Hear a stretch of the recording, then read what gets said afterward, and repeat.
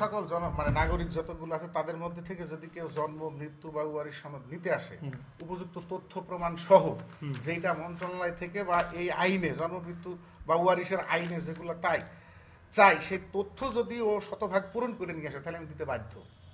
এখন তথ্যটা যদি ভুল তথ্য ভুল এইটা যাচাই।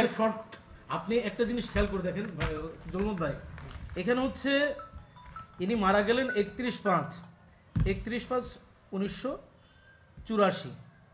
আফিল উদ্দিন মারা গেলেন। আফিল উদ্দিনের বড় ছেলে, ওনার জন্ম হলো হচ্ছে 83-তে। ওনার মানে সেজমের জন্ম হলো হচ্ছে আপনার 85-তে। খেয়াল করবেন, হ্যাঁ, সেজমের জন্ম হলো 85-তে, 12/7/85। তার পরের জনের জন্ম হলো হচ্ছে আপনার 11/6/75। খেয়াল করবেন। তারপর হচ্ছে 21/10/77 আর এক ছেলের জন্ম হলো। এটা কি অনলাইন হয়েছে?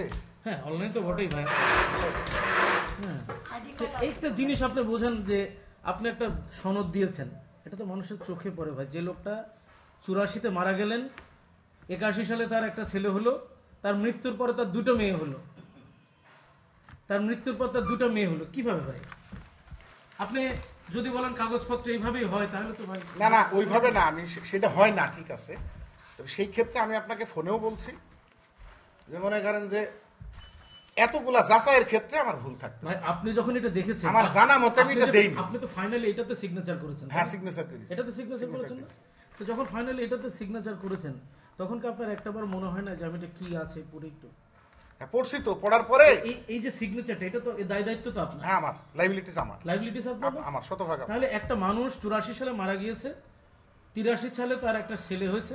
এটা আমার কাছ থেকে শোনা, আমি বলি এটা আমার কাছ থেকে এক ধরনের আমি বিশ্বাসের জায়গা থেকে হয়তো ব্ল্যাকমেল হয়েছি, মানে অতটা নিখুঁত আমি এই ক্ষেত্রে দেখতে চাই। আপনি কি বিশ্বাস করে কি? না, কিন্তু আমি বলছি যে আমার ওদের মানে এই যে আফিল উদ্দিনের সন্তান বা যে কটা ওয়ারিশ সেগুলো তো সঠিক আছে, আমার মাথায় ছিল ওইগুলা সঠিক আছে কিনা সেইটাই। বাকিটা আমার উদাসীনতার থেকে ওটা ভুলক্রমে হয়ে যাইতে পারে বা হয়ে অন্যায় হয়নি। আপনার এটা দাপ্তরিক কর্ম না ভাই? হ্যাঁ, দাপ্তরিক কর্ম। তাহলে এটা কি অন্যায় হয়েছে কিনা? হ্যাঁ, অন্যায় হয়েছে। হ্যাঁ, অন্যায় হয়েছে। মানে সেই ক্ষেত্রে এই যে এখানে যাই এইটা উপরে যেহেতু আছে সেই ক্ষেত্রে আমার ভুলই হয়েছে। এই জন্ম তারিখগুলো ফর্মে নিশ্চয়ই উল্লেখ আছে নাকি? হ্যাঁ, ফর্মে এনআইডি কার্ডের জন্ম তারিখটা থাকতে পারে। না, মনে হয় নাই, এখানে নাই। এই মৃত্যু সনদটা কি আপনারা দিয়েছেন ভাই? এই ফর্মে নাই। হ্যাঁ, এই মৃত্যু সনদ তো অনলাইন হয়েছে তার, আফিল উদ্দিনের অনলাইন কপি, তাই না? উনি মারা গিয়েছেন কত তারিখ সালে দেখেন তো ভাই? ডেট অফ বার্থ আর ডেট অফ ডেথ 84 31/5/1984। তাহলে এই যে বড় একটা মানে জালিয়াতি হলো, আপনি কি নিশ্চয় জানেন একটা ওয়ারিশ সনদের আপনার কতটা গুরুত্বপূর্ণ? হ্যাঁ, গুরুত্বপূর্ণ, ঠিক আছে, গুরুত্বপূর্ণ। ওই জায়গায় যাই ওদের ব্যক্তিগতভাবে পারিবারিকভাবে ওরা রাষ্ট্রের সাথে একটা ছলচাতুরির সুযোগ নিছে। এইটা আমি আমার ডিউটি থাকার পরে আমি যাচাই, মানে ওইটাকে আমি আটকাইতে পারিনি বা আটকাইনি, এইটাই হচ্ছে আমার ব্যর্থতা। অন্যায় করেছেন নাকি? আমার ভুল বা ব্যর্থতা, এটা বা অন্যায় সেই ক্ষেত্রে। জি, ধন্যবাদ আপনাকে। আমরা একটি বিষয় নিয়ে আসলে কুষ্টিয়া দৌলতপুর উপজেলার খলিশাকুণ্ডি ইউনিয়ন পরিষদে ছিলাম। এতক্ষণ যেনার সাথে কথা বলছিলাম উনি এই ইউনিয়ন পরিষদের চেয়ারম্যান, রানিং চেয়ারম্যান জুলমত সাহেবের সাথে কথা বলছিলাম। মূলত একজন মুক্তিযোদ্ধা, ওনার নাম আফিল উদ্দিন।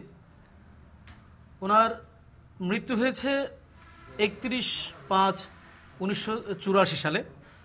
কিন্তু অদ্ভুত বিষয় যে ওনার 84 সালে মৃত্যু হওয়ার পরও ওনার এই সনদে, চেয়ারম্যান সাহেবের সিগনেচারে যে সনদটি ওরা আসলে পেয়েছিলেন, সেখানে এই আফিল উদ্দিন সাহেবের 85 সালে অর্থাৎ মৃত্যুর আরও 1 বছর পরে দুটি সন্তান হয়েছে।